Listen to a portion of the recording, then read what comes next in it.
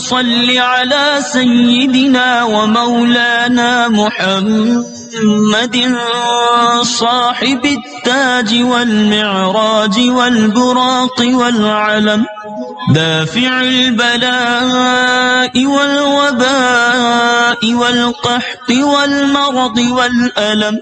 اسمه مكتوب مرفوع مشفوع منقوش في اللوح والقلم.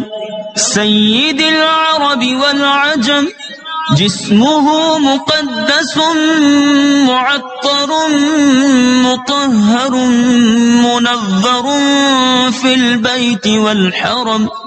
شمس الضحى بدر الدجى صدر العلا نور الهدى كهف الورى مصباح الظلم. جميل الشيم شفيع الأمم صاحب الجود والكرم. والله عاصمه وجبريل خادمه والبراق مركبه والمعراج سفره وسدرة المنتهى مقامه. وقاب قوسين مطلوبه والمطلوب مقصوده والمقصود موجوده. سيد المرسلين خاتم النبيين شفيع المذنبين أنيس الغريبين رحمة للعالمين راحة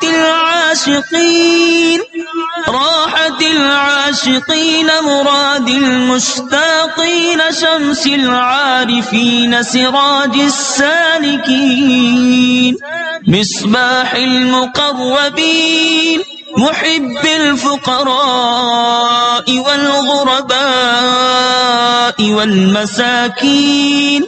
سيد الثقلين نبي الحرمين إمام القبلتين وسيلتنا في الدارين صاحب قاب قوسين محبوب رب المشرقين ورب المغربين جد الحسن والحسين مولانا ومولى الثقلين أبي القاسم محمد بن عبد الله نور من نور الله نور من نور الله نور من نور الله.